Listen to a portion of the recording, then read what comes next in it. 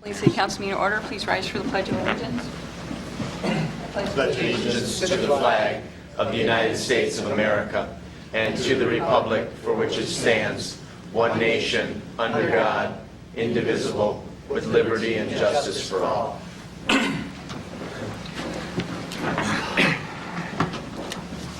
Okay, we have some changes to the agenda. Paul Kirko is not coming tonight, and we are having an AATA presentation on the Transportation Master Plan, Transit Master Plan.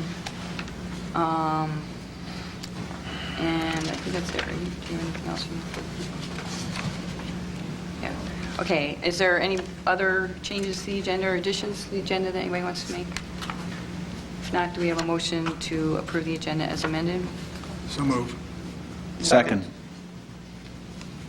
Second, Girba? Was that you? Sorry. Law. They both said it at the same time, I think, but, okay. So we have a motion. All in favor say aye. Aye. Opposed? Motion carries. Okay. Oh. So I'll read the State of the City message. Good evening. I am honored to have the opportunity to report on the state of our fair city. It is summertime, and opportunities abound in our community. Our businesses are growing, our neighborhoods are stable, and our staff and council members are dedicated to maintaining our high quality of life. In other words, Saline is in a strong position for continued success. The 16th Annual Celtic Festival just completed several very successful days of events. Hundreds of volunteers worked together to put on a festival that hosted guests from near and far. Mill Pond Park was converted into a Celtic playland of music, games, food, merchants, and crafters. Today, it is once again a quiet oasis of open space. Building a sense of community has been our city's top priority for years. We believe it is what makes Saline such a successful city. The opportunity to participate and connect with your neighbors creates a community vested in the future. There are many additional upcoming events where you can meet new neighbors and renew old acquaintances. Every Thursday night, you can come to downtown Saline and attend our block party with music. On August 8th and 9th, Summerfest will be providing entertainment, food, and games downtown. We call it Saline's Family Reunion because so many community members participate. In September, our Harvest of the Arts and Oktoberfest will be held, celebrating art and our German heritage. Of course, all these events could not be held without volunteer participation. I would recommend volunteering as a great way to give back to your community, with an added benefit of making new friends. Our city commissions are also comprised of volunteers. We are always interested in adding new voices and ideas to our commission activities. Our city website, cityofsaline.org, has a page dedicated to volunteer opportunities for your perusal. Another vital attribute and city priority is a vibrant downtown. Creating spaces that are attractive and bring people to our downtown is always a work in progress. This summer, you can see new beautification efforts with our hanging planters, and our Arts and Culture Committee is installing an art project that incorporates seating. Additionally, we are delighted to see 147 West Michigan Avenue, formerly known as the Big Pit, cleaned up and back on the market. We hope to see a new project there that will add a greater dimension to the vibrancy of our downtown. As part of our recent land use plan update, we're in the process of developing an overlay district for our downtown that will give us additional options to enhance this unique area. Our participation this last year as an associate in the Michigan Main Street program has been very beneficial. We believe that a true commitment to this nationally recognized program will give us many tools to become a stronger downtown and therefore a stronger community. To that end, an organization separate from the city is being formed to apply for and receive the select level status this year. Look for information at the farmers market and other locations, with more activity coming in the fall. Saline is in a stable financial position, assuming the economy recovers and the state does not continue to cut our revenues. Council and staff work diligently this budget cycle to maintain our millage rate and our level of service for the next fiscal year. It is getting more difficult each year to find opportunities for saving without impacting our level of service. Every year we have implemented changes in our organization, ranging from staff reductions to benefit adjustments to deferring capital projects. All of our non-union staff and Teamsters Local 214 employees have taken a wage freeze this year. The Saline Sergeants Association and the Saline Police Officers Association have also taken some wage concession. We are considering consolidating dispatch services with another provider. We have been identifying any associated costs, savings, and analyzing potential challenges with this change. We expect to come to a decision in the fall with implementation in the next fiscal year if we choose to move forward. We are also in the process of developing the dashboard financials the Governor is asking communities to provide to their residents in exchange for receiving our statutory revenue sharing. In the meantime, look at our website for an even more detailed report on our financials and our long-range plans. Road projects implemented this summer are located in the Rolling Hills subdivision. We will be repaving and upgrading water and sewer lines along Tower, Wallace, and Nichols. We have an asset management program that analyzes the deterioration of our roads and assists us with prioritizing road repair. We will be holding a special work session next council meeting to further our energy efficiency efforts and develop a more methodical approach to prioritizing projects. Our local economy has stabilized, and we are experiencing additional growth through business expansions. We are fortunate to have healthy businesses who contribute significantly to our community through employment and event sponsorships. Our percentage of business tax revenue to total revenue is 44%. One of our top priorities is to continue to grow our business sector through economic gardening and attracting international businesses. We have been gathering information this past 6 months, and our Economic Development Board and City Council, along with private sector input, will be advancing a coordinated economic development plan to be implemented over the next 5 years. Saline is fortunate to have a strong set of assets to build on. The community, citizens, and businesses, schools, and volunteer organizations actively support our efforts to provide an excellent quality of life. We have a dedicated team of employees and council members. I hope you have a chance to get out this summer and enjoy some of our activities and events, make some new friends, and get involved in your community. Thank you for supporting our efforts to make Saline a great place to be.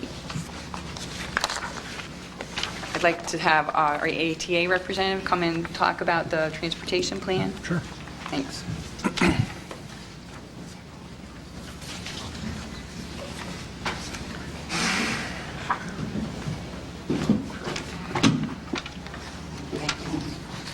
Okay, there it is.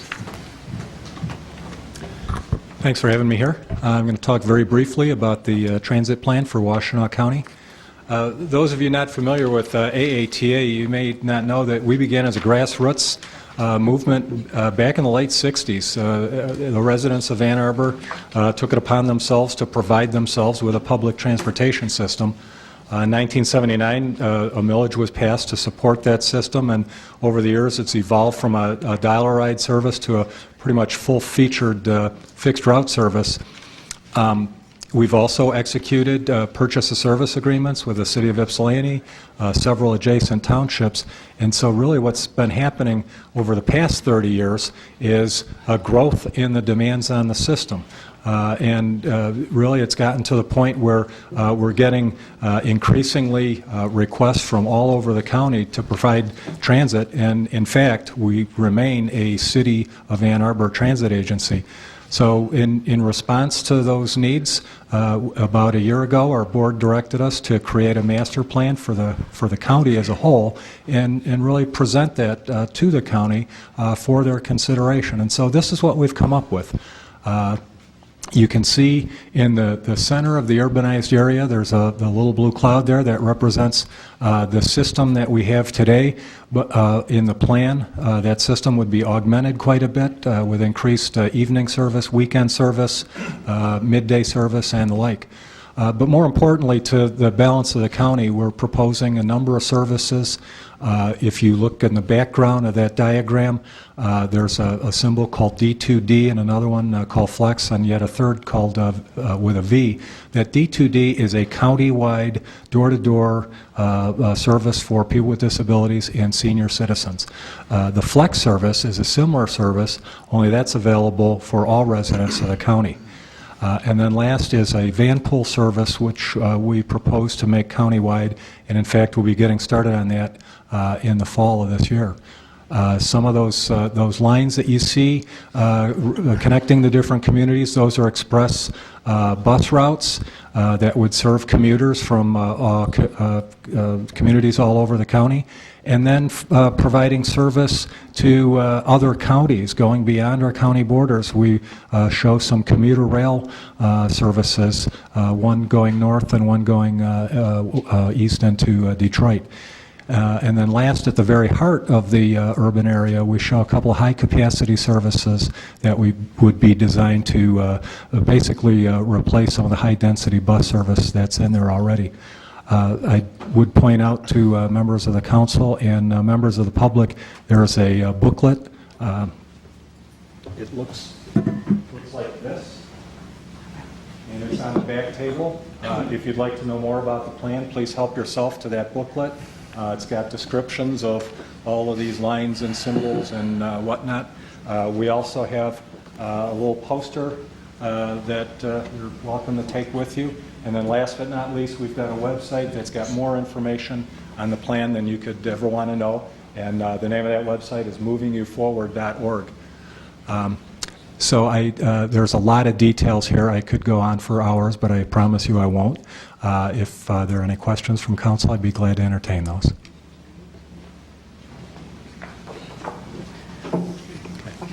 Thank you.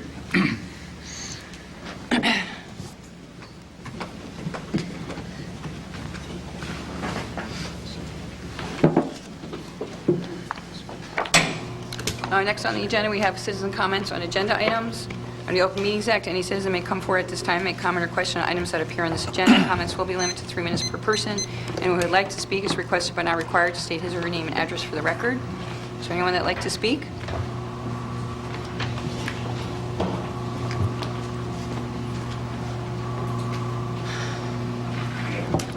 Hi, I'm Lisa Slauson. I live at 1494 Maplewood Drive in Saline. And I'd like to speak regarding the minutes from your last meeting regarding the discussion about your proclamation of June being LGBTQ month. And I know that you've received a lot of comment letters, probably phone calls, emails about that decision. And a lot of people have said that's not the purview of the council. And I pose to you that that's exactly the purview of the council. What you did was brave and courageous. It is absolutely your job to be role models to our students and to our citizens of Saline. And by the decision that you made by doing that, you showed our community that not only were you courageous, but that you were modeling tolerance, and you were modeling acceptance, and you were modeling a Saline, hopefully that exists now, but definitely of the future. And as a taxpayer and a resident for 12 years of this wonderful community, I thank you. I thank you for the stand that you took. I thank you for making that courageous decision. And I know so many kids. I've worked with the Spectrum group at the high school, and this means so much to them for you to do this, to be brave and courageous and teach that tolerance. And I appreciate that. And I wanted to step up tonight to tell you thank you.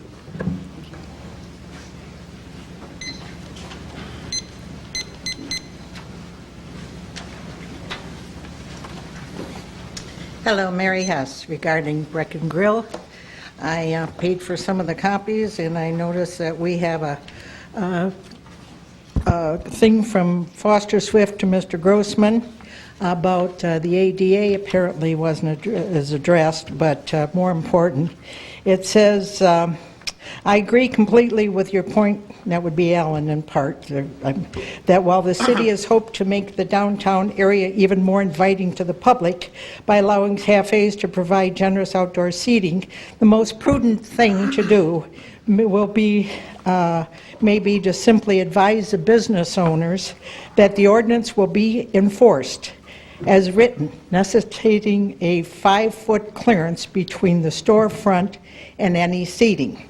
This also will be an appropriate way to address the very legitimate concerns that all citizens have regarding safe passageways on public sidewalks. I feel that the ordinance, which does say, I guess I'm disappointed that we don't have an opinion from Alan, Mr. Grossman, because he gets $87,000 for advising the council on things that pertain to the safety of the city. The other thing is code ordinance. If a sidewalk cafe is located on a public sidewalk, a minimum of 5 feet of unobstructed pedestrian access along the sidewalk shall be maintained. And I'm requesting that that be maintained. You're right, Mayor, that in 2004 I did vote for 10 tables at Breck and Grill. And it said no more than 10 tables. Each table shall have no more than 2 chairs. No more than 2 chairs shall be placed at each table. Each table shall be located as close to the building as possible. So in 2004, there were 20 seating. In 2011, there's permission for 16 tables with 4 chairs, is seating for 64 patrons, and 4 benches, figuring 2, that's another 8. So you have over 70 that is possible for the patrons. I also noticed last Thursday when the big band was playing, the liquor license does say there will be chains when there's alcohol served. It was not there, and as you have a picture in your packet, and when they took the picture of the new umbrellas, there is no chain either. Now, it does say the city will enforce for the alcohol and ordinances. Thank you. Thank you.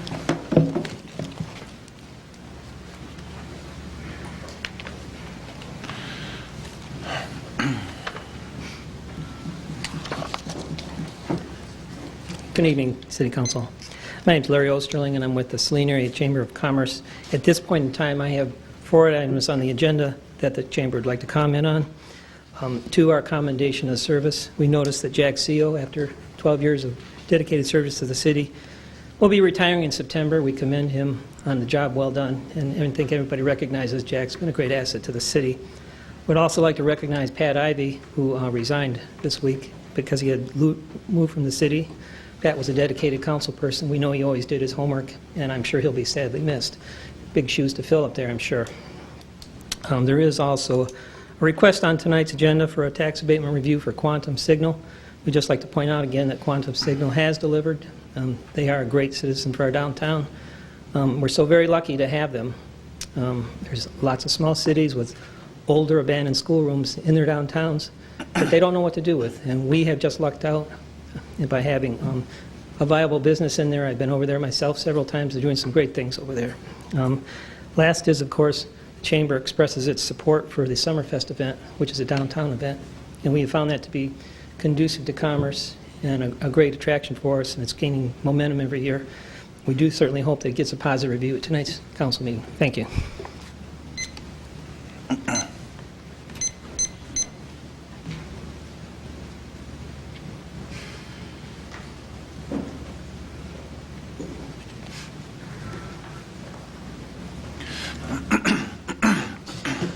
Hello, I'm Chris Bolter, and before I start, I'd like to say that even though I'm in uniform, I'm here as a taxpayer right now. I'm not here in my capacity of a police officer, and I'm also on my lunch break, so just so you guys are aware of that. I'm here to talk about the minutes from last meeting. We discussed about the elimination of our dispatch. As a citizen and as a taxpayer, I want to voice my opposition to this. Having a 24-hour dispatch is the valuable asset to Saline, and it's the sense of community that the mayor discussed in her speech earlier. This 24-hour dispatch provides the citizens of Saline with the small town feel that people moved here for and came here for. That's why I came here. I left the sheriff's department to come work for Saline because I wanted the small town atmosphere with this kind of ability to have these things like a 24-hour dispatch and such. There are numerous things that our dispatch people rely on in the community that you don't see on a day and you don't read in the paper. People coming into the police department at 2 a.m. when they're involved in a domestic assault or something, looking for safety. People who are getting chased by, or feel they're being chased by people in their roads, on the streets while they're driving, come in for safety. Just 2 weeks ago when we had the storms came on a Saturday, it was a day like today. Mind you, we knew there were storms coming, but kids necessarily didn't because they don't watch the news. Storms came out of nowhere. There was 3 girls between the age of 10 and 13 that came in. One of them had special needs. They were frantic, the girl, because the storm came. Luckily, the dispatcher was able to talk to her, calm her down, and let her sit there and wait till her parents came. They're not going to get that on a phone box out in the lobby. And as someone who pays $4,000 a year plus taxes, that's worth every cent of my taxes. You're not going to receive that safety you will with a call box. I think when you guys are discussing the savings, the figures that are being thrown around are pretty small savings for the benefit that you receive by having a 24-hour dispatch, the benefit you have by having somebody here and having the availability of coming into the building. I'm asking you guys to vote at the next meeting if you want to continue looking into this or not, because what's happening right now is our morale next door is is crumbling. I know for a fact right now, there are 5 employees out of 21 that are actively seeking employment elsewhere right now. And when I say actively, I mean filled out applications and resumes. 2 of them are dispatchers, 3 of them officers. 2 of those I know are a direct result to what's going on in our dispatch. It's only going to get worse the longer this drags out. The citizens of Saline want this dispatch. Several people flag me down and talk to me, they want it. They don't want to be New York. They don't want to be Ann Arbor. They don't want to be Pittsfield. They want to be Saline, which is what you guys want. And I think you need to look into that, and I think you guys need to act quicker as opposed to slower, because all that's going to happen is the sense of security and well-being just is eroding quickly. And I want to commend Glenn Law on voicing his opposition at the last meeting, and I thank you for stepping up and saying that. It's much appreciated as a citizen and as a police officer. Thank you. Thank you.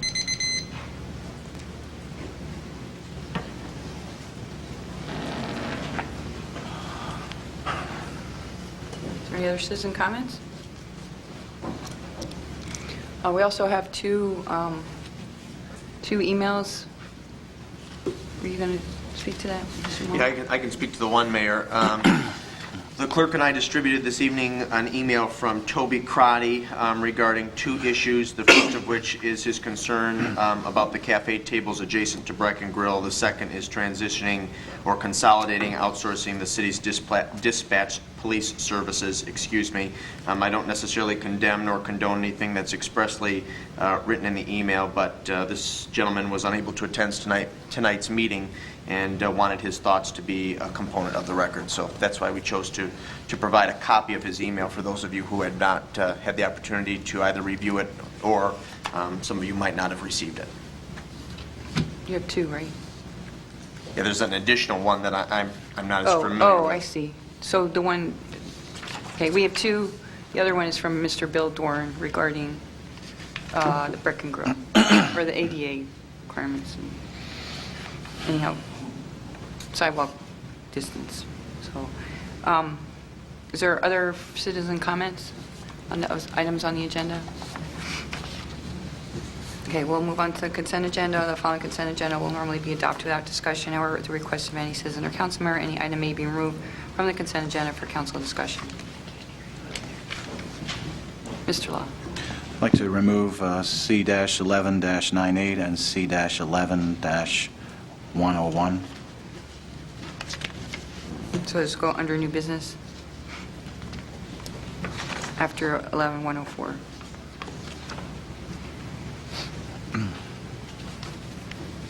Any other changes to the consent agenda? I would move to approve the consent agenda as amended. Do I have a second? Second. Second, Law. All in favor, say aye. Aye. Opposed? Motion carries. Under a public hearing, item 11-103, an application from Quantum Signal LLC for an IFT exemption certificate. This would be a motion to acknowledge receipt of the application for industrial facilities tax exemption certificate from Quantum Signal LLC filed on May 25th, 2011, to acknowledge receipt of the June 29th, 2011 memo from Finance Director Burgoyne regarding recommendation on IFT application from Quantum Signal LLC. Do we have a motion? Move to acknowledge receipt. Second. Move Gearbox, second. Tahar. Discussion. Is there any discussion? Mr. Burgoyne, do you have anything you'd like to? Well, the Special Projects Commission reviewed this with a recommendation for 6 years tax abatement. This is a business that moved its business from outside the community. It's a high-tech business. It's using a historic asset and keeping that asset going. They're adding jobs. There's no discussion on the motion to acknowledge receipt? Okay. All in favor, say aye. Aye. Opposed? Motion carries. So we have a motion to open the public hearing, affording the applicant and all taxing units an opportunity to be heard. So moved. Second. Move Gearbox, second. Oral. All in favor, say aye. Aye. Opposed? Motion carries. Public hearing is now open. Is there anybody who would like to speak to this?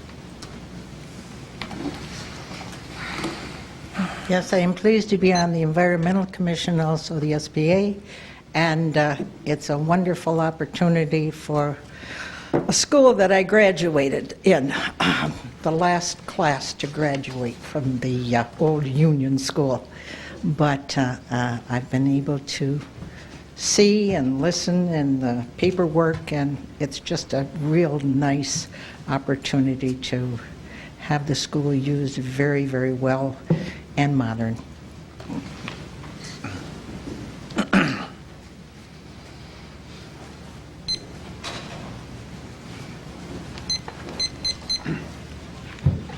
My name is Mitch Rode. I represent Quantum Signal. Most of you know me. Been here a few times before. I feel a little bit kind of embarrassed given the financial state of the city and the community in general with all the cuts that I heard earlier and getting up here and asking for a tax break. But I think that since I came before you the first time, we've delivered on a lot of promises in terms of moving the company down here, in terms of creating jobs, and certainly an investment. To date, we've invested, it seems like a never-ending stream of money in terms of fixing the HVAC and remodeling things and such, and we plan a whole lot more. We continue to love downtown Saline. I know that all of my staff does, and I think they made a very positive impact, not just in kind of hanging out, but also in some of the vendors around. I think if you asked My Favorite Cafe or Dan's exactly how many of my staff was in their place at lunchtime, I think we could take a little bit of credit for at least some of Dan's expansion there. So we certainly are very interested in staying here. This break ties into a mega tax credit that the state was kind enough to grant us last year. So this is kind of a local representation of support. I really do appreciate your consideration, and I'll step down, but I'm happy to answer any questions on anything contained in here or about quantum in general. So, thank you. Thanks. Any questions for the applicant? I guess just to point out specifically that you brought 38 jobs to the project, and you're intending on adding another 15 in the next 2 years. Absolutely. Correct? So that brings a lot of value to our community. So is there any further discussion or excuse me, is there any further questions? Move to close the public hearing? Second. Move Kirby, second Tahar. All in favor, say aye. Aye. Opposed? Motion carries. Public hearing is now closed. This will be a motion to approve and adopt or not adopt the resolution approving application of Quantum Signal LLC for industrial facilities exemption certificate for a total project cost of $415,600, consisting of $200,000 for building and land improvements, excluding land cost, and $215,600 for eligible machinery, equipment, furniture, and fixtures for a period of 6 years, subject to the applicant entering into a tax abatement agreement with the City of Saline as prepared and approved by the City Attorney. To authorize or not authorize the Mayor Clerk to execute said tax abatement agreement with Quantum Signal LLC. Move to approve and adopt. And authorize. We have a motion. We have a second. Second. Second, Mr. Morrow. Discussion? All in favor, say aye. Aye. Opposed? Motion carries. Thank you for your investment in our community, and we look forward to working with you in the future. Thank you very much. You're welcome. Unfinished business, item 0838, Clean Michigan Initiative Grant, Mill Pond Park, Amendment Number 2. This is a motion to acknowledge receipt of the July 6, 2011 memo from Public Works Director Fordyce to authorize or not authorize City Manager Campbell to sign Amendment Number 2 to the Mill Pond Waterfront Development Project between the Michigan Department of Environmental Quality and the City of Saline, which increases the original award amount of $75,750 by $27,856 for a grand total of $103,606, with the total city match increasing by $5,086 to $34,536. Do you have a motion? Move to authorize? Move Gearbot. Do we have a second? Support. Move Gearbot, second Rhodes to authorize. Any discussion on this? Mr. Law. This is solely for the replacement of the Bowerly Bridge, is that correct? Bowley. It's more? Bowley. Bowley. Bowley. You say Mr. Bowley, I say Bowerly. Mr. Bowley would say Bowley. However, he's no longer alive, but Mr., I believe we have somebody that can apprise us of that. Yeah. The additional funding is not specifically only for the Bowley Bridge, it's for the entire project. So we had previously eliminated some items, and there's the chance that we might have to eliminate some more, but this funding can go to the entire project. So we might be able to grab back one of those items or keep another project item in the scope. So basically, somebody else wasn't accessing grant money, and it was an opportunity for us? Correct. Yeah, there was another project that didn't go forward, and we were able to grab a little bit of that. Great. Okay, is there further questions about this? All in Excuse me, favor? Mayor. I'm sorry, Mr. I'm sorry, Rhodes. a little slow getting my hand up there. Do we have an anticipated timetable for completion of all of this work that's going on down there under this grant? Prior to January. Yes. January, okay. Needs to be done this year? Yep. Okay. Any other discussion on the motion? All in favor, say aye. Aye. Aye. Opposed? Motion carries. Thank you, Mr. Fordyce. 11 and 100, Saline Police Officers Association Contract Concession Offer. This is a motion to acknowledge receipt of the July 7, 2011 memo from City Manager Campbell to accept or not accept the counteroffer made by the Saline Police Officers Association and the letter of understanding submitted with their June 24, 2011 letter to City Manager Campbell for concessions to their bargaining contract with the City of Saline. Do you have a motion? Move to accept. Support. Morrow, second. Rhodes. Discussion. Mr. Morrow. Thank you, Mayor. My comments will be very similar to those that I made on June 6, but referring to City Manager Campbell's memorandum of July 7, 2011. This proposal is identical to the wage concession proposal that was adopted on the 6th for the SSA. And as Mr. Burgoyne pointed out at our last meeting, our finance director, the difference between this proposal, the SSA's proposal, and the one that was adopted unanimously by this council earlier this year for the Teamsters is negligible. And so I would have preferred a total and complete freeze, but I'm comfortable not only moving this, but voting in the affirmative, and I urge my colleagues to do the same. Thank you, Mayor. Sure. Further discussion? All in favor, say aye. Aye. Opposed? No. No.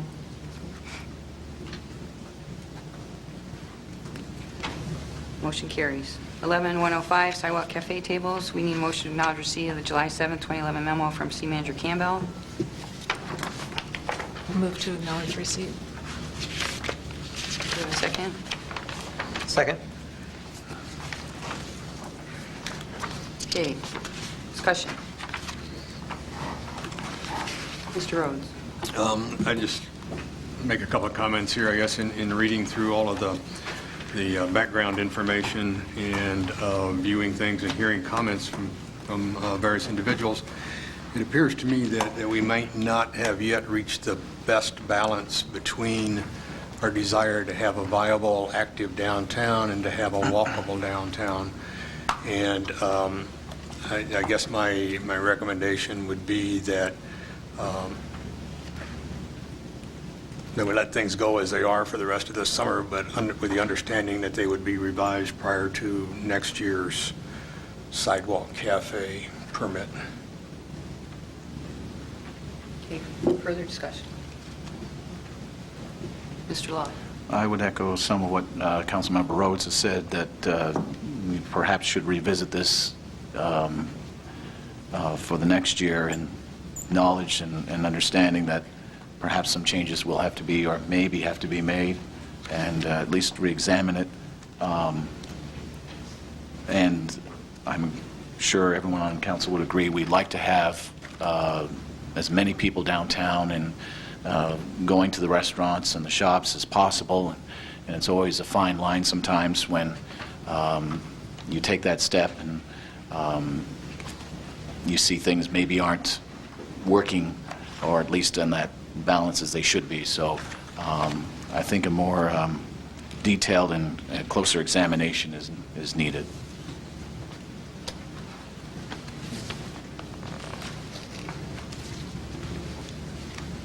Further discussion. Mr. Hart.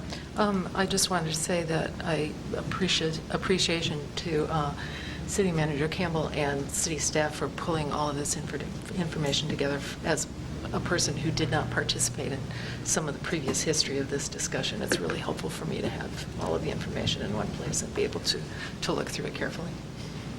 Is there further discussion? Mr. Morrow. Yeah, thank you, Mayor. I would remind my colleagues that we have a mechanism in place by which to review these applications annually, which is done in April. And I'm all for having long, protracted debates and discussions. But if we dwell on issues that are not particularly important, and with no disrespect meant to anybody, I don't consider this issue to be particularly important. If we dwell on these in the way we've been dwelling on this, the city would just grind to a halt. So if people have questions, concerns in the future, this comes to us every April after being reviewed by the police department, the clerk's department, and the building and engineering department. So the policy and the procedure that's in place is very thorough. And I just regret that staff had to waste more time compiling data on this after we made a decision in April. And evidently, if you review the tapes to that April meeting, I don't think anyone on this day has said a peep. So, you know, I'm frustrated by this and quite frankly annoyed that here we are again talking about the cafe tables at Breck and Grill. Thank you, Mayor. Further discussion.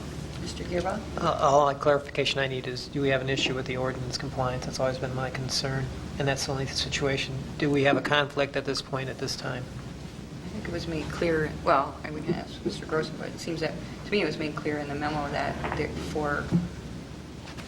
we can do what we're doing. So, I don't know, Mr. Grossman, maybe for the public to understand. Well, there's no point in arguing whether or not there's a conflict. Obviously, there's a conflict. The ordinance provides for a minimum of 5 feet between a walkable space between tables and chairs. However, it turns out that upon investigation, we've come to the conclusion that there are no ADA standards, and there are no state of Michigan standards, and there are no federal standards. So it's up to the council to devise and enact the standards that it deems are appropriate. The ordinance as it stands now, which requires a 5-foot space or distance, walkable space between tables and chairs and so forth, that is something that the council passed. That's something that you decided was a reasonable thing to do. Your authority to do that has not changed. You may still do that anytime you want. You may change the ordinance anytime you want. So it's up to you to decide what you want. And one of the things that complicates it is that we have, 4 or 5 of them, and there are different situations in front of each one of them. Drowsy Parrot, for instance, has a different elevation in the sidewalk and the curb, and each one really has to be treated separately to make sense. But yeah, sure, there's a conflict now. Now the question is, do you want to change the conflict now, or do you want to change it later? You can either adopt a resolution affirming the existing ordinance and continue with that requirement and require 5 feet, or you can say, we're going to look at this later, and in the meantime, as Councilman Rhodes suggested, and then we're going to review it and see what is appropriate at an appropriate time. So it's up to you. It's within your power to take the action. The only caveat I would put forth is that whatever you choose, there may not be an ADA standard, but there still is a reasonable standard, obviously, and we're not about to sell out the rights of one portion of our population and for the benefit of the other. I mean, obviously people who have any kind of a handicap need to have adequate walking space. But everybody tells me that 3 feet is adequate for a wheelchair or other device. So I don't think that's the issue, but if it is the issue, then pass an ordinance making it 5 feet. It's up to you, or affirm the existing one, whichever you prefer to do. Yeah, my concern was just that we as council are supposed to uphold the ordinances, so in this situation, are we conflicting with our own ordinances as a council, or have we granted that authority through the agreement that we basically are waiving that? Because we basically have said in our agreement, go ahead and do this, we're ignoring the ordinance. So are we basically shooting ourselves in the foot? Well, I think we have reserved in our agreements, you'll notice that, first of all, these are not monetary agreements. No money is passed, nobody's getting paid for this. The people who have asked us for permission to use public streets for walkable pathways and tables and chairs have asked for them, and we have provided in the agreement that the ownership of the streets and sidewalks in the city of Saline they're held in trust for the benefit of the public, and they can always be used for their primary purpose, which is pedestrian and motorized traffic, public traffic at any time. And each one of the agreements says that this is a temporary license which is revocable at any time for any reason, for cause or for no cause. So if council feels that, something drastic has happened and you want to eliminate them, you can just pass a resolution now and say, everybody off the streets. Or you can say, this is an aspect of our community that we're interested in and we would like to foster, and we'd like to look at it more thoroughly to find out what would be the best way of, as Councilman Rhodes said, balancing the interest between our having a vibrant downtown on the one hand, and on the other hand, providing adequate walkable space between the tables and chairs to allow people who have any kind of handicap to enjoy walking in that area, either whether it's 3 feet or 5 feet or 6 feet. And I believe we've used 3, 5, and 6 in all the agreements. They're all used. So yes, it probably needs review, but certainly there's no legal question of not having the power to do this. The city is granted by the Constitution of the state of Michigan the sole and exclusive use of its streets. And that's an ancient doctrine, not only in Michigan law, but in most law. And we can't sell it, agree to let somebody else use it on any enforceable way, but we can give a license. And we do that when we have a parade or something that we want to use, a sidewalk or a street. We can give a license, and as a condition of giving the license, we require insurance and we require a lot of other things. But we have that clause that says if at any time it's the desire of council to terminate this agreement, they may do so with or without cause. So all I can say is it is a type of conflict, but it's not the type of conflict that need be resolved with litigation. It's just a... That was more just the answer I was looking for at this point. Yeah. I agree with Mr. Morrow that we should basically move forward and address this as an issue, but I wanted to add the clarification. If we were in conflict with our own ordinance, we as council don't look like we're doing what we need to be doing. It sounds like at this point, if we review it in a year, we have that date certain, then we are going to meet that requirement and we're looking at the ordinance and addressing it. It just seems like I just wanted to get that clarified so that we are not going to continue with this kind of issue in the future. I think that's really been more the concern since we've already addressed the ADA issues. Okay, further discussion? I'll put my 2 cents in and then we'll close this discussion. First of all, I was brought up, and there's comments that in 2004, the motion that was made was for chair, two-chair table. Sorry, I'm really not totally recovered from a long week of activities. I just want to point out that it was still the same width, it was the 36 inches or 3 feet has been the standard since this motion was first passed in 2004. So we haven't really changed the required width there along South Ann Arbor Street. And the other thing that I wanted to, I have been talking to other communities and working, Mr. Campbell and I have talked a little bit about some other ideas. As you saw in his memo, he has getting pictures of grates that are smaller, and I think, you know, I agree with the rest of council that this is something that we've already approved.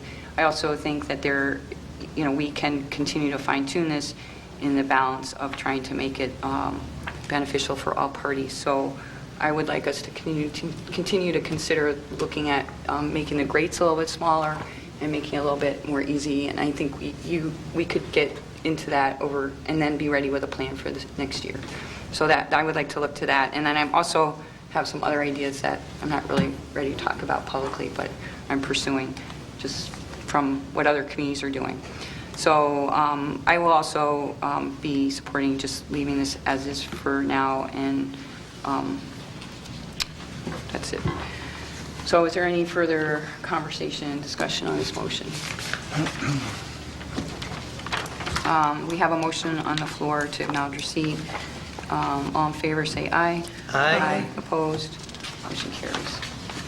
Under new business, item 11104, this is the Saline 2011 Saline Summerfest. This is a motion to acknowledge receipt of the June 7, 2011 memo from Downtown Director Trapp, an application for community event use of public ways for the 2011 Saline Summerfest.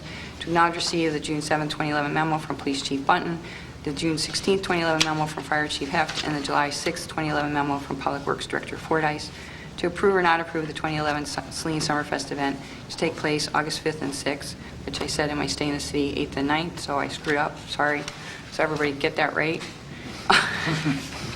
I think downtown, so to take place August 5th and 6th, 2011, downtown utilizing the city parking lots number 1 and number 4 with relocation of the farmers market to parking lot number 2 on August 6th, as well as closing South Ann Arbor Street from Michigan to Henry, closing North Ann Arbor Street from Michigan to Russell, closing Hall Street and closing McKay Street from the Key Bank parking lot driveway to Harris Street, and use of Bennett Street from Harris to the west end of Henny Field parking lot, and the use of city sidewalks and streets for the 5K run on Saturday morning. To approve or not approve the beer wine tent to be located in parking lot number 4 with licensing of the beer wine tent by the Saline Michigan Picnic in the Park with said approvals for this event subject to the following. 1, that the traffic engineer issue the required temporary traffic control orders for the street closings. 2, that the required permit to close the left turn lanes on US 12 at Ann Arbor Street be obtained from MDOT. 3, that a certificate of liability insurance and liquor liability insurance be provided by Saline Michigan Picnic in the Park with the city as an endorsed additional insured party on file.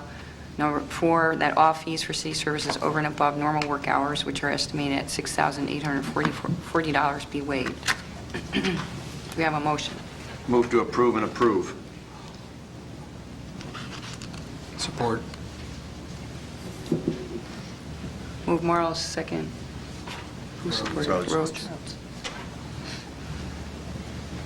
Discussion. Anybody want to come up here and talk about what you're going to be doing? Sort of get everybody excited? Would be excited or not, if it's talking about Thanks.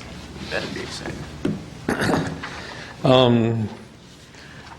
As the mayor said, it's the Friday and Saturday, first weekend in August, which is the 5th and the 6th. And like any event that goes on over a long period of time, if it stays static, it does become static. And so we're doing everything we can to add some new things. One of the things that we're going to add this year is, thanks to the firemen, they're going to do a $5 all-you-can-eat pancake breakfast on Saturday morning, and that will include takeout. So if you can't stay and eat it at the firehouse, you can take it with you, and especially if you're a volunteer, which is, we hope a lot of people will do that and take that with them. The Rotary is going to add a Wheel of Fortune money wheel and also a beginner blackjack table for the casino night on Friday night. Baker's Nook will have a selection of cakes available both days. We will have 1,000 chicken dinners on Saturday that will start at 11:30 and go until 6 or until they run out. And just to give you some idea, first year we had 300 and they were gone in 2 hours. Last year we were 500?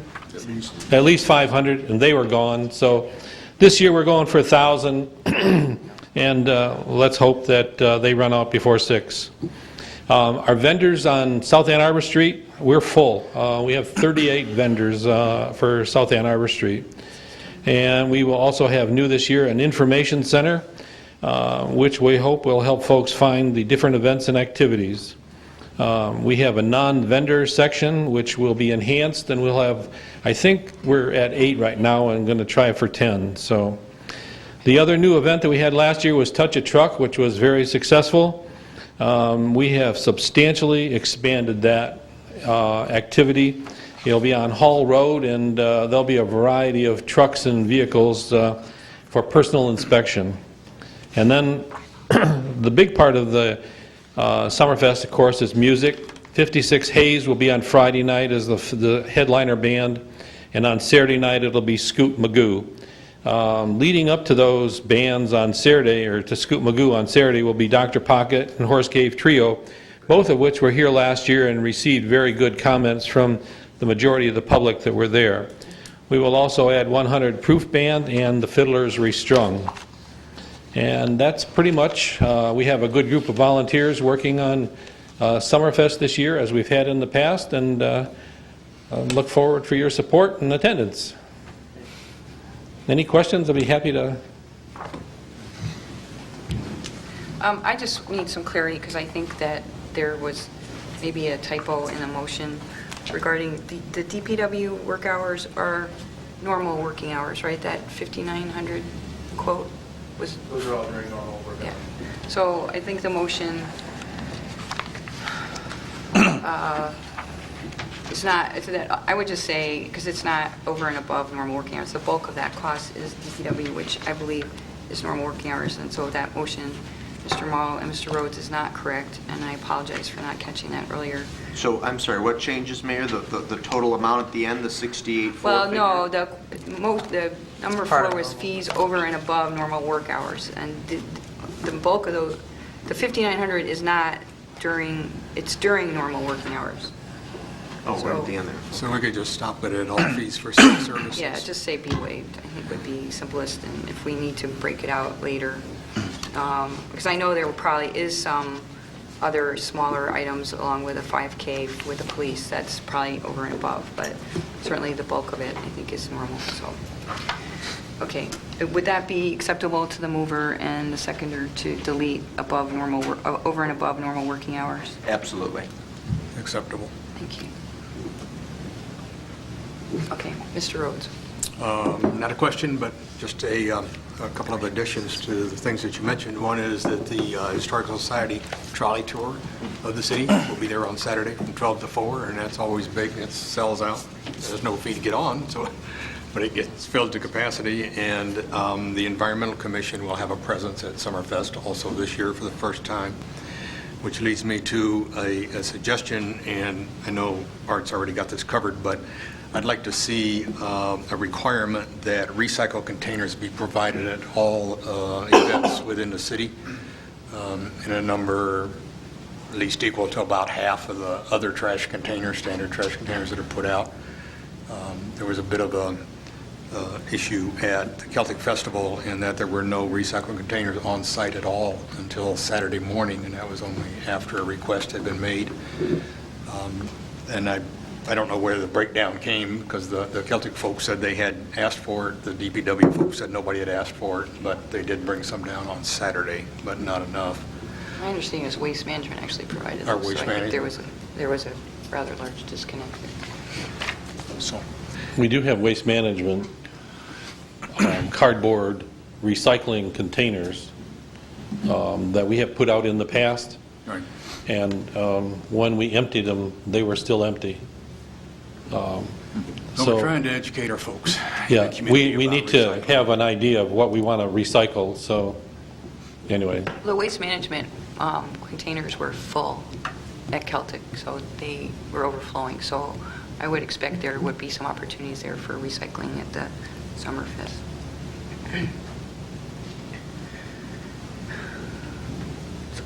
It's further discussion. Mayor, just quick. Mr. Earbuck. On Facebook, there was a recent comment that was made about downtown and how the festivals and things with the beer tents and such incorporate and how they work with after hours with the other establishments downtown. How do you all police or plan to police individuals that maybe appear intoxicated or such? And maybe if you could clarify that, how that works. Do you want to? Well, if we, we'll address them as we do every year. We'll handle it. If we know it's happening or we see it, we cut them off and go from there. If the police has always been present, and I usually talk with them, tell them about it, and they keep an eye on them so that they get out of hand of what they should do with them. Okay, thank you. We do have people that will walk around that are members of Picnic in the Park core committee that will be watching through the crowd. Okay. So. Sounds great. Further discussion on the motion? Thank you very much. All in favor, say aye. Aye. Opposed? Motion carries. Item 1198, this is a motion to acknowledge receipt of the June 28, 2011 letter from Patrick J. Ivy resigning his seat on City Council effective June 29, 2011, due to a move from the community and to wish Mr. Ivy well in his future endeavors. Do we have a mover? Move. Second. Move Law, second Morrow. Mr. Law, I appreciate your taking that off. Well, and Go ahead. I'm sorry, I wish he was here to listen, but I did relay a message to him after I learned of his resignation, and so he understands. And I just wanted to publicly thank Mr. Ivy for his years of service here on the council. It's a job that certainly isn't easy, and it takes time from family, it takes time from other things, and I know how much he enjoyed being on the council and how dedicated he was to the job. And as someone brought up, he did his homework well. And it's too bad that he had to go outside of the state to find a job. I know more than a lot. I know a lot of what he's going through. And so I appreciate his work and his dedication to the council, and certainly wish him well. Mr. Morrow. Yeah, I would just add to that more than a colleague, Mr. Ivy was somebody who I considered a friend and a real stout advocate for this community and its people. And of course, we wish him well in all his future endeavors. But in addition, he will be missed. Further discussion? We are going to be doing a plaque for him. Great. I don't know if we'll be able to actually have his presence, but certainly we'll have an opportunity. This was a quick turnaround kind of thing to implement. So, but I just would reiterate everything that the councilor said, but we will have an opportunity in the future to talk further about his service. So, do we have any more discussion on this motion? All in favor, say aye. Aye. Opposed? Motion carries. Then the next item,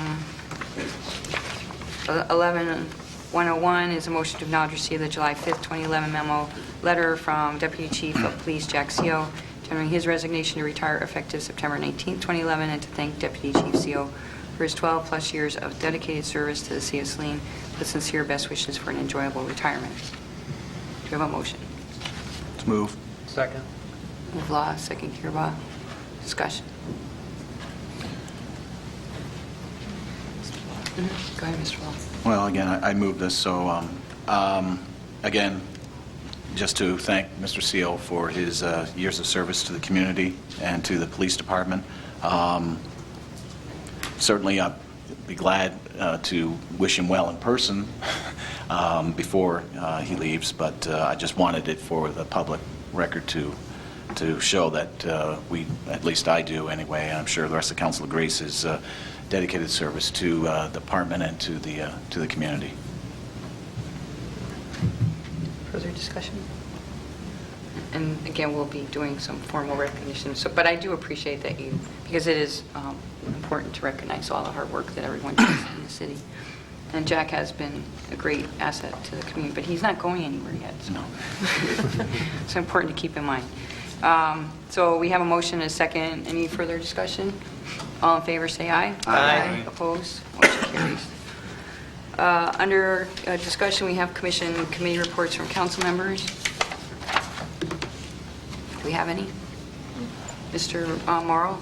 Thank you, Mayor. Just a reminder, in my capacity as the liaison from City Council to the Executive Board for the Saline Area Senior Center, please remember that our annual membership meeting and summer barbecue is next Wednesday, the 20th at 11:30. Everyone up on this dais is invited. If you haven't RSVP'd already, it's not too late. Please email or call the Senior Center. And for those of you in the audience or who may be listening to this at home, we still welcome guests. So try to get your RSVPs in by about Wednesday at around 4 o'clock, 5-ish. Thank you. I know Mr. Law had his hand raised by Mr. Hart. Mr. Law? Just a quick review of the, it's not, well, I'll start with the commission report. It was an actual commission meeting, but the Planning Commission did host the Downtown Overlay District public hearing that was held late last month over at Liberty School. About 30 people attended. We hoped that there would have been more, but given the fact that, you know, it is summer and it was just before the 4th of July. Still, though, it was a fair turnout and it was very interesting. It was more of a hands-on thing we did where we graded basically different, well, we looked at pictures that showed, such as planters, you know, which ones would we rate from a scale of 1 to whatever it was, I can't remember, 5. And that was also for storefronts, how they looked, and they showed us pictures of those, and we rated those. Basically, and later we also got a map of Saline and the overlay district and highlighted, you know, what parts we thought were downtown, where it started, where it ended, where we would like to have it maybe extended, and also some of the things that we could highlight that maybe were a detriment to the downtown area as well, which I thought was interesting. So overall, I think it was a very good event, and we'll be hearing more about it in the coming weeks. Could I add about the Celtic Festival real quick? Sure. It was I think, a successful festival by and large. Certainly the heat was oppressive at times, but it's summer, what can you expect? But I think, thankfully, there was no prediction of any rain, and I think that brought the crowds out. And the fact that, of course, there was no rain, that certainly helped immensely. I don't know if this is, well, I got numbers, preliminary figures, the show, the Celtic Festival at the gate for Saturday pulled in more than they did last year. And that's good news. Pub night, Friday night pub night was a little low, down from last year, but not by much. So, of course, all these numbers are still shaking out, so we won't know firm numbers until probably a little while away. But at least first blush, it looks promising. But it was a great time, I think, had by all. And Thank you for doing the opening ceremony. Without the mic. That'll be changed next year for sure. Yeah.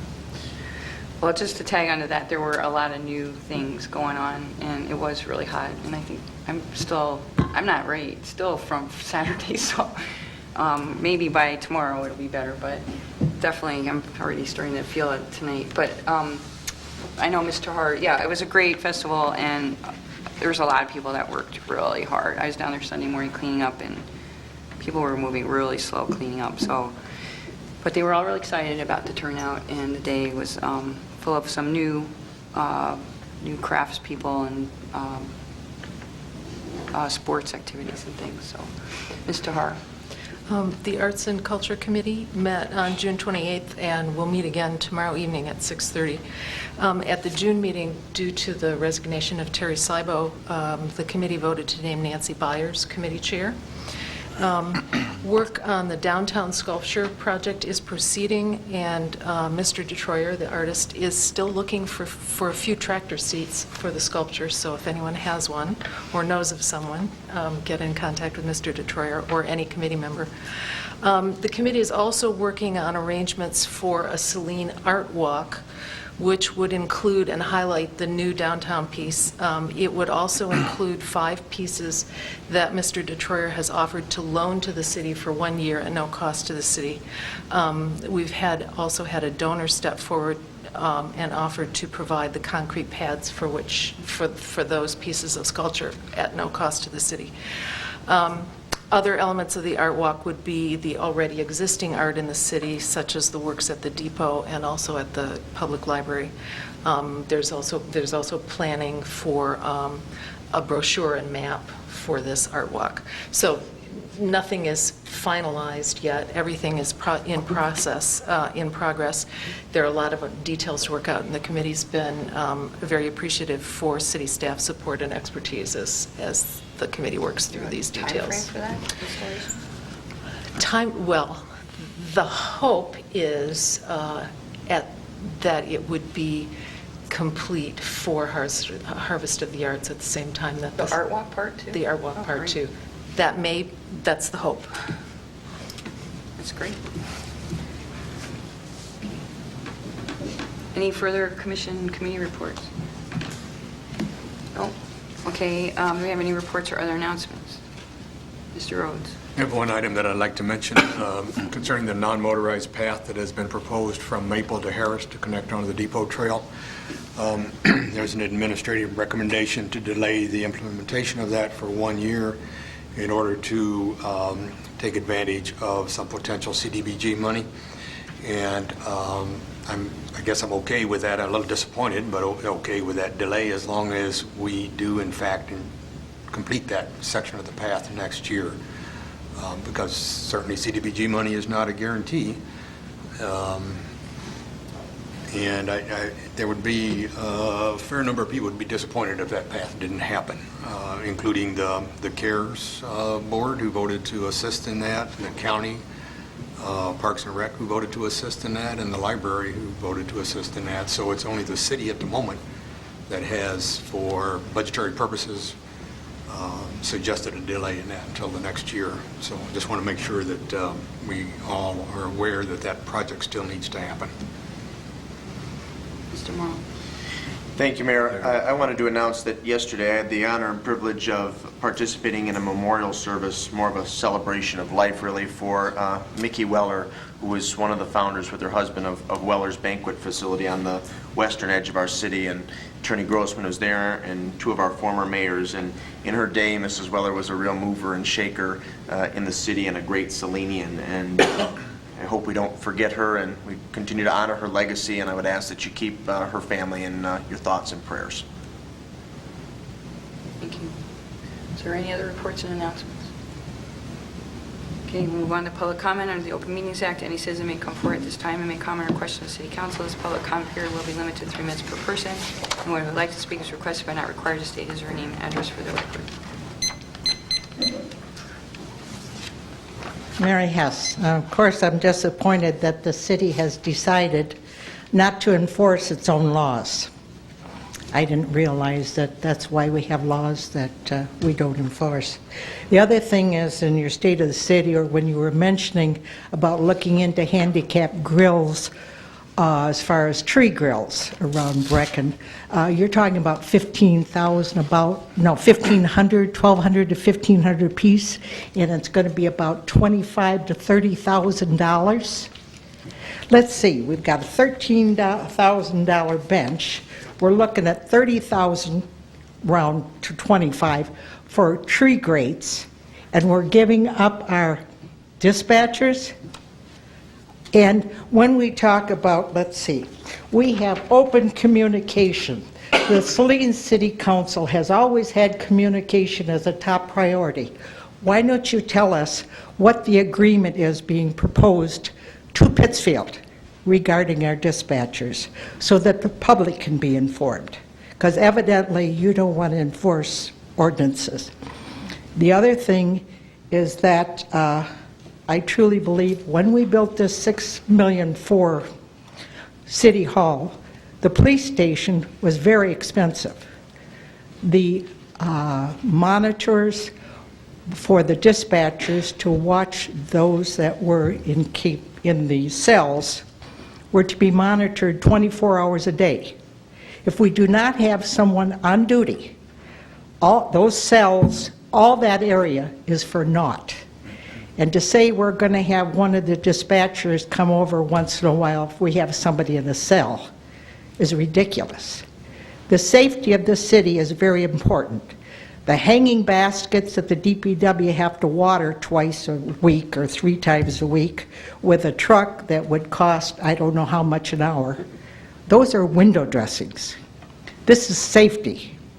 And you owe the taxpayers of Saline safety, health, and welfare. You want to have a party, take a collection.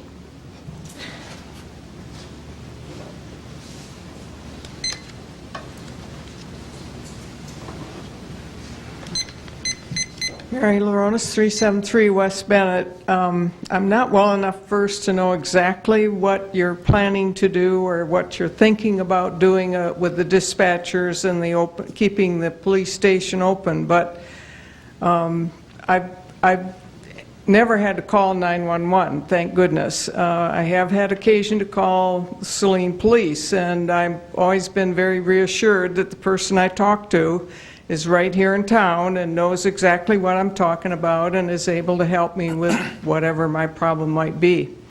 I would hope that you would poll the citizens of Saline before you make a decision like this, because I think for most of us, we feel very secure that when we call, we're talking to somebody here in town. And I don't know how much would be saved or what the economics of this is, but I think it's something that the citizens need to be aware of. You need to poll your citizens and make sure that this is, because it's a very important thing.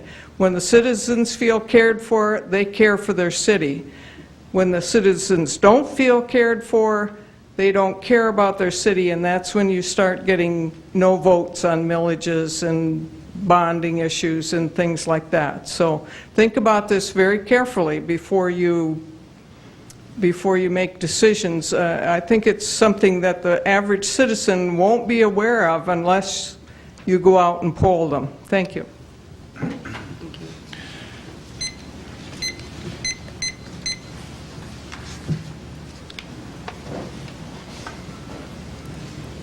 Matt, I suggest you guys to vote when it comes back around for the AATA bus system, because it will help the people that can't drive and the senior citizens, and also the one railroad or the path that goes down Harris. You guys do need to finish that as soon as possible. That is a must-give thing for the bikers, because we do bike a lot into Ann Arbor and everything. So please vote when that comes back around. Yes.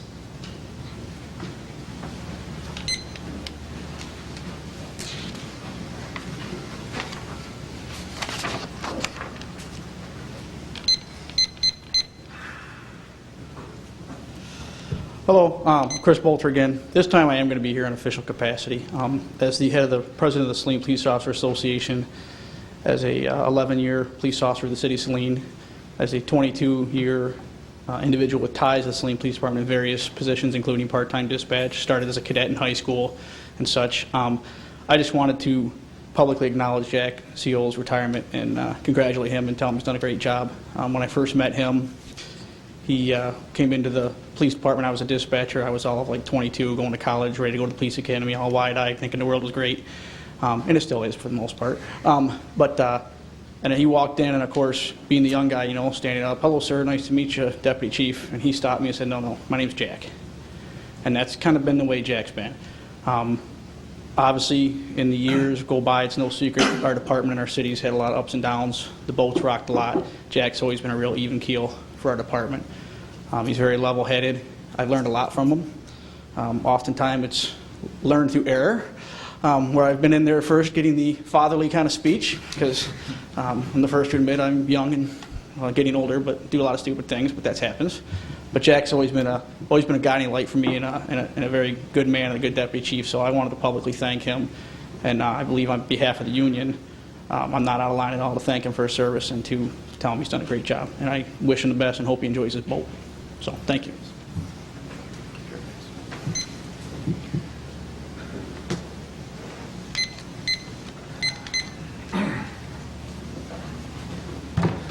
Hello, good evening. Paul from the Brecken Grill. I want to just address a couple things that were stated at the beginning to put your mind at ease a little bit. Page 10 of the Michigan Liquor Control Commission, as I quote, on all on-premise licensees, including resorts for outdoor service, allows the sale and consumption of alcoholic beverages in a well-defined and marked area adjacent to the licensed premises. Local police investigation and approval is required. So really, you don't have to have a fence all the way around your area. You don't have to have a three-sided area that fences it off. You have to have a defined area. This is where you can drink, this is where you cannot drink. We have that. Talking with the chief when he came out on Friday morning after the Thursday music series, we discussed it a little bit. I was hoping he was going to be here today so that I could inform him of this portion of the Michigan liquor law. Also, I don't think it really should matter how many tables I have outside as long as it's in the allowed area. It shouldn't matter how many seats I have outside as long as I can provide service, food, and control that area. I commend the council on saying let's wait until next year to figure it out. I myself have some ideas that I talked with Paul about and also with Gretchen about that I'm really not publicly ready to come out and suggest about cafe styles and what we can do to kind of accommodate both the wants of the city and its citizens and the wants and the desires of business owners like myself. I think it would be pretty conducive on that sidewalk to set up some different ideas and so forth. So I look forward to next year meeting with you prior to the approval and talking about it. Thank you. Thank you.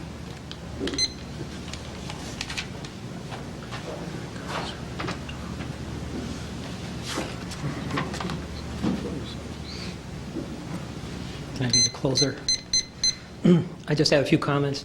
I too would like to say that not only is outdoor dining a nice luxury for restaurants, it's a requirement to stay in business. Yeah, we can quibble about the intricacies of a few inches here and a few things there, but the fact is, it's a fact of life for our downtown restaurateurs, and we're in favor of seeing it going ahead on a reasonable basis. I commend council on their decision to see the bigger picture here tonight. Thank you.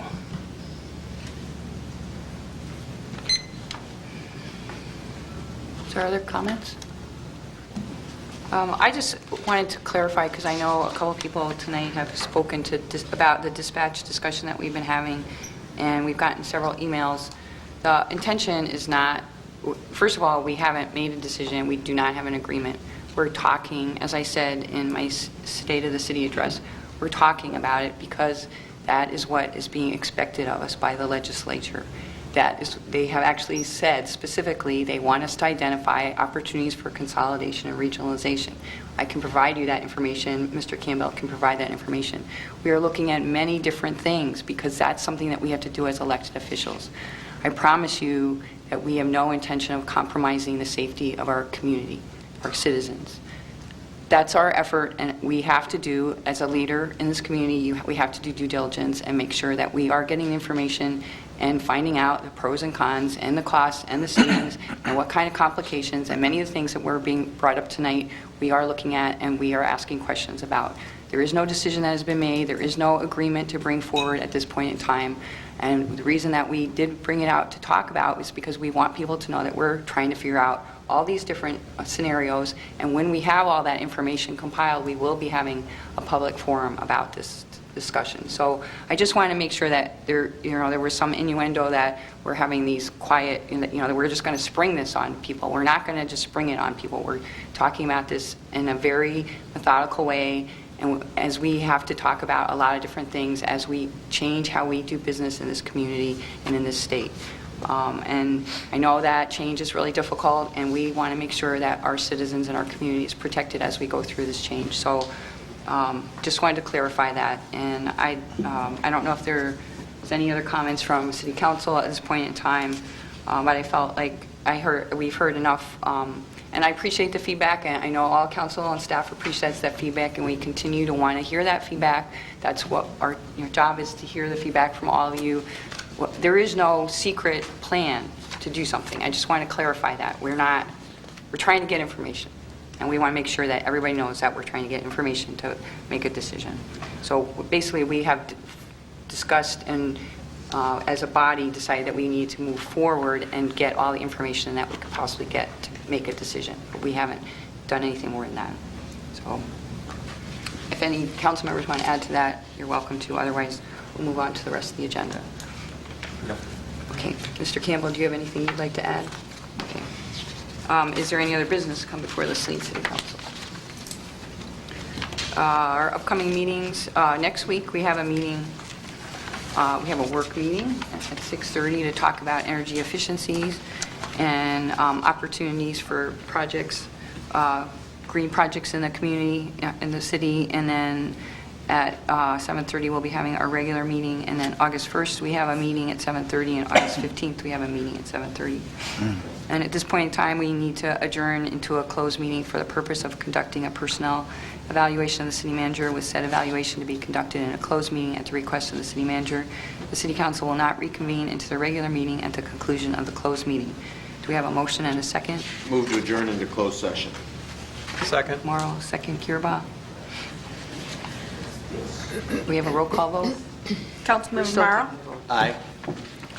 Councilmember Terhar? Aye. Councilmember Gearbuck? Yes. Councilmember Law? Yes. Councilmember Rhodes? Yes. Mayor Driscoll? Yes. We're adjourned 9 p.m. I got to resend you my speech. I had